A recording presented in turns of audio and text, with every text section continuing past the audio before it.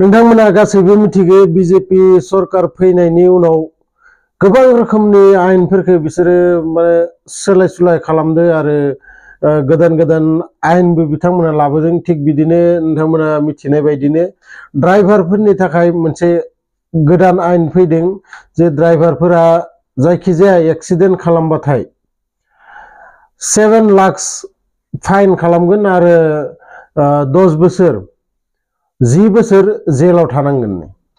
गतिके आङो खोब माने रिसार्च खालामना नायबाय बे बाथ्राया आसलते बयनिख्रुइ बांसिन खहा सोर जागोन।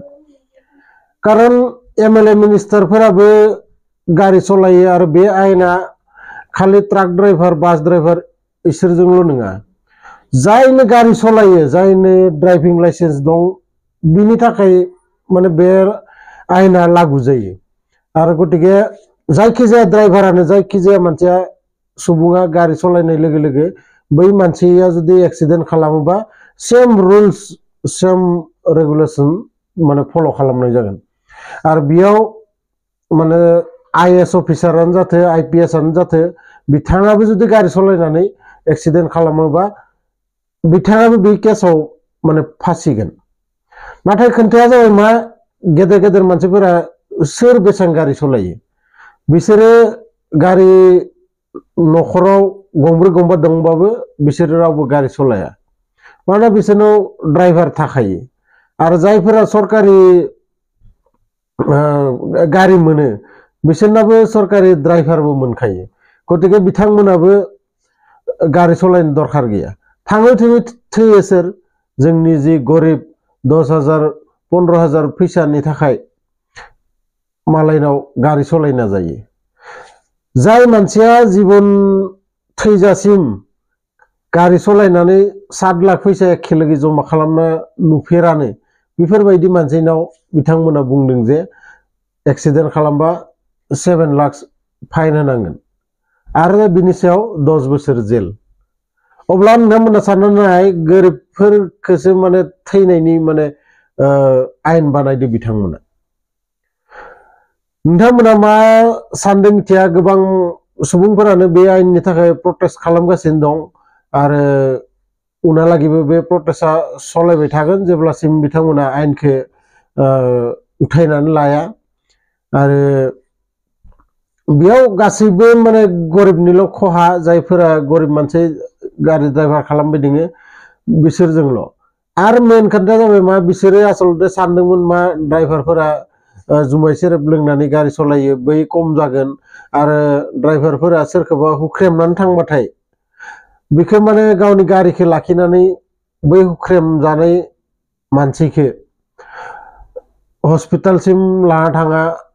गतिके बेफोरबायदि फाइन खालामबाथाय खमसे खम बै थैनाय बा हुख्रेम जानाय मानसिखौ खमसे खम बिसोरो हस्पिटालाव लाना थांगोन, बेफोरबायदि बिथांमोननि साननाया। माने बिथांमोना जाबाय प्रेक्टिकेल नङा। जाय गारि सालायो बिसो मिथिगौ जुदि एक्सिडेन्ट जाफ्लाङोबाथाय इसोरा खालामाथै बेफोरबायदि जुदि सोरबा ड्राइभारा एक्सिडेन्ट खालामनानै सोरबा सुबुंखौ जुदि खहा जायोबाथाय बे जायगायाव जुदि बे ड्राइभारा थायोबाथाय पाब्लिकफोरा फैनानै मुथते सोरनि दाय सोरनि मा जेबो मिथिया बै ड्राइभारखौ बुनाय स्टार्ट खालामना होयो। आरो मेन खोथाया बेनो जे ड्राइभारफोरा हुख्रेमबाथाय जे खारखुमा लाङो बा गारिखौ आरो स्पिडाव लांनानै पुलिस थानाफोराव हाबहैयो, बेनो जाबाय मेन खोथा। किन्तु बिथांमोना बेखौ बुजिना मोना। बिथांमोना सानो मा ड्राइभारफोरा एक्सिडेन्ट खालामखांनानै खारखुमा लाङो, मानसिखौ खमसे खम उठायनानै दिखांनानै हस्पिटालाव मानो लाना थाङा बेफोरबायदि। जायखिजाया उनहालागै जोङो मिथिगोन माबायदि केसा दा माने आयेना दाबो फिक्स जायाखै जे लाबोथारगोन होननानै, नाथाय बिनि जि रायज्लायनाय प्रसेसफोरा सोलिगासिनो दोङो आरो बेयावनो गोबां जोंनि ड्राइभार बिदा फंबायफोराबो थांनानै प्रटेस्ट खालामगासिनो दोङो। लोगोसे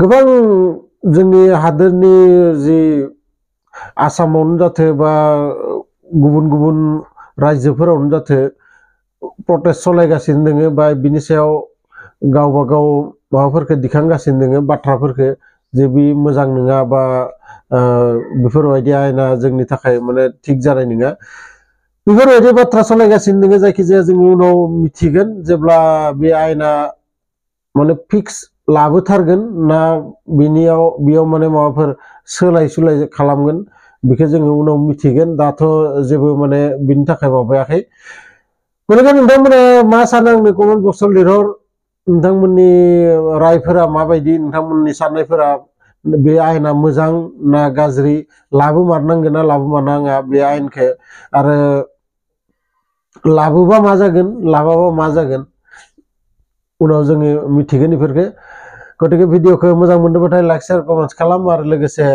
आंनि चेनेलाव जायफोरा गोदानै फैदों नोंथांमोनखौ आरोबाव खनसे खावलायहरबाय आङो आंनि चेनेलाव गोदानै जायफोरा फैदों चेनेलखौ साबस्क्राइब खालामनानै ला मानोना आं बेफोरबायदि भिडिअ नोंथांमोननि थाखाय लाबोगासिनो थायो लोगो मोनगोन नेक्स्ट भिडिअआव अब्लासिम गोजोन्थों।